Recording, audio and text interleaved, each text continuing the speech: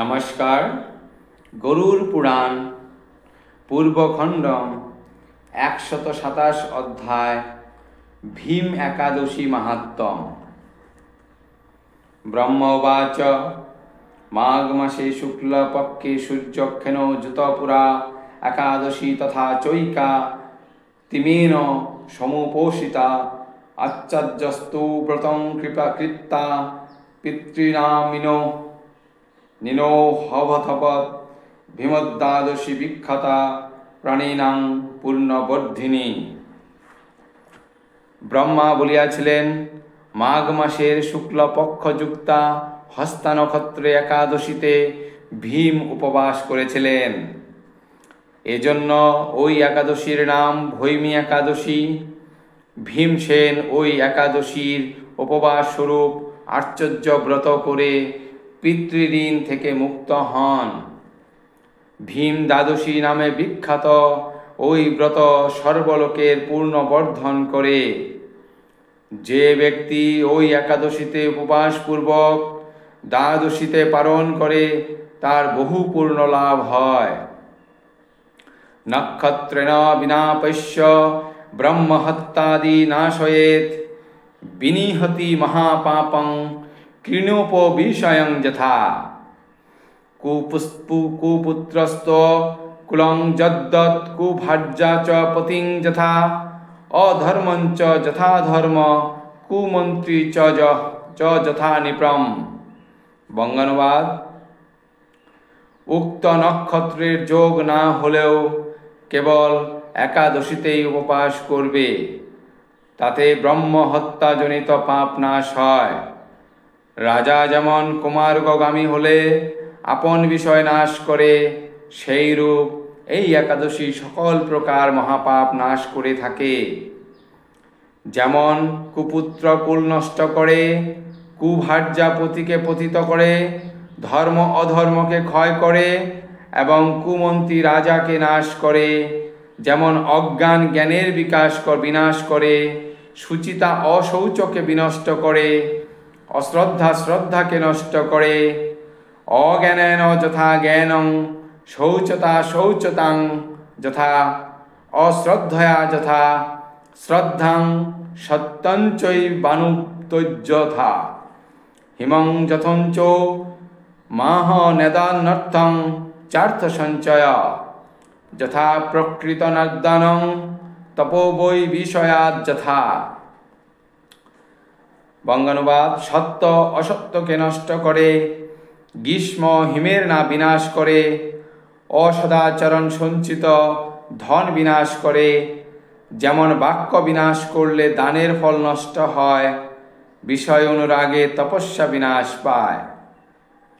অশিক্ষয়া যথা পুত্র গাব দুরগতৈ যথা ক্রোধেন চ যথা শান্তির যথা বিত্ত মবর্ধনাৎ।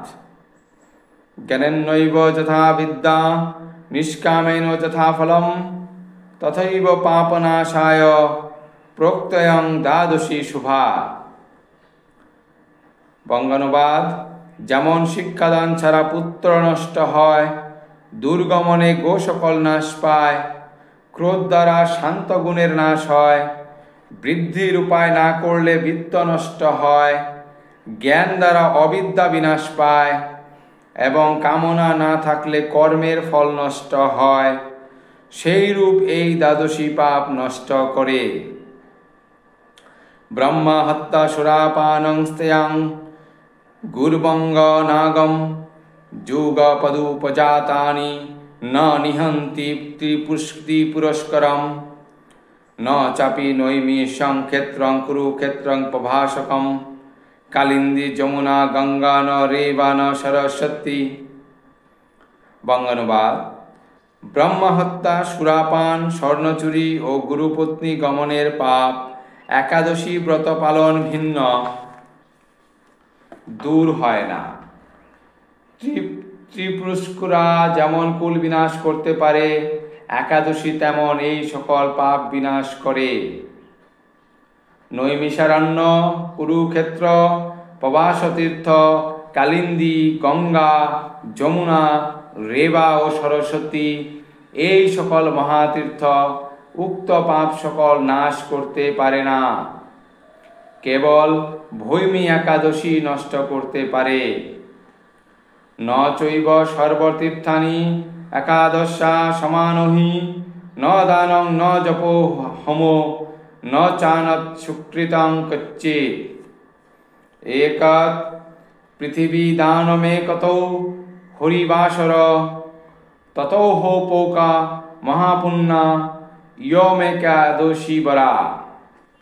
বঙ্গানুবাদ: সমস্ত প্রকার তীর্থ ভ্রমণ, দান, জপ, হোম ও অন্যান্য সুকৃতি কিছুই একাদশীর তুল্য নয়। একাদশীর দিনে উপবাস করলে যেরূপ ফল লাভ হয়, অন্য কোনো কার্যে সেরূপ ফলের প্রত্যাশা নেই। সমস্ত পৃথিবী দান ও একাদশীর ব্রত তুলনা করলে একাদশী ব্রতই প্রধান বলে মনে হয়। অস্মিন বরাহ পুরুষং কৃত্তা দেবস্ত হাটকম ঘটোপরি নবে পাত্রে কৃত্তা বৈ তাম্র ভাজনে সর্ববীজভূতে বিপ্রা শীতবস্রাব গুষ্টিতে সহিরন্ন পদীপাদ্যৈ কৃত্তা পূজাং প্রজন্তত্ন।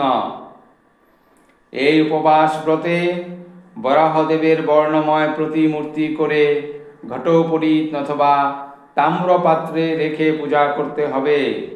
ওই প্রতিমূর্তি শ্বেত বস্ত্র দ্বারা আচ্ছাদন করে স্বর্ণ প্রদীপাদি নানাবিধ উপচারের পূজা করতে হবে। বরাহায় নমো পাদৈ করাকৃতে নমো কৌটিম নাভিং গভীর ঘোষায় উর চিবৎসধারিণে বাহু সহস্রশিরসে গ্রীবাং সর্বেশ্বরায় চ মুখং সর্বাত্মনে পূজ্যললাটং প্রভবায় চ কেশাং শত ময়ূরখায় পূজ্য দেবস্য চক্রিণ। বঙ্গানুবাদ: বরাহায় নম মন্ত্রে প্রতিমূর্তির পাদদ্বয় পূজা করবে। করাকিতয়ে নম এই মন্ত্রে কটি দেশে এবং গভীর ঘোষায় নম এই মন্ত্রে নাভিতে পূজা করবে। তারপর চিবৎসধারিণে নম এই মন্ত্রে বক্ষস্থলে পূজা করতে হবে। সহস্র শিরসে নম এই মন্ত্রে বাহুতে, সর্বেশ্বরায় নম এই মন্ত্রে গ্রীবাতে, সর্বাত্মনে নম এই মন্ত্রে মুখে, প্রভবায় নম এই মন্ত্রে ললাটে অর্চনা করবে। তারপর শত ময়ূখায় নম কেশা শত ময়ূখায় পূজ্য দেবস্য চক্রিণ এই মন্ত্রে কেশে পূজা করে বিধানপূর্বক বরাহদেবের পূজা ও রাত্রিতে জাগরণ করতে হবে। বিধিনা পূজায়িত্বা তু কৃত্তা জাগরণং নিশি শ্রুত্তা পুরাণং দেবস্য মহাত্মা প্রতিপাদকম পাত বিপ্রায় দত্তা চ যাচকায় শুভায় তৎ কনক কৌর সহিতং সন্নিবেদ্য পরিচ্ছদম। বঙ্গানুবাদ: পরে বরাহদেবের মাহাত্ম্য প্রকাশক পুরাণাক্ত সৎকথা শ্রবণ করে প্রাতকালে পাঠক ব্রাহ্মণকে সুবর্ণ সহ পরিচ্ছদ দানপূর্বক ব্রতী স্বয়ং পারণ করবেন। পারণে অধিক ভোজন করবে না। বিদ্বান ব্যক্তি উক্ত রূপে ব্রত করলে তার আর পুনর্জন্ম হয় না এবং কৃত্তানর বিদ্যানন নয় ভূয়স্তনপ ভবেৎ। একাদশীর উপবাসকারী গর্ভধারিণী মাতা গর্ভধারণ যন্ত্রণা থেকে মুক্তি লাভ করে। তার গর্ভধারণ স্বাভাবিক হয়। মৌনঃ বিলসী তাবপ্তি কৃত্তা সর্বত্র তাদিকম। তাছাড়া এই ব্রতে মানুষের সকল অভিলষিত দ্রব্য লাভ হয়। শ্রী গরুর পুরাণে পূর্বখণ্ডে ভীম একাদশী মাহাত্ম্য নামক 127 অধ্যায় সমাপ্ত। ধন্যবাদ।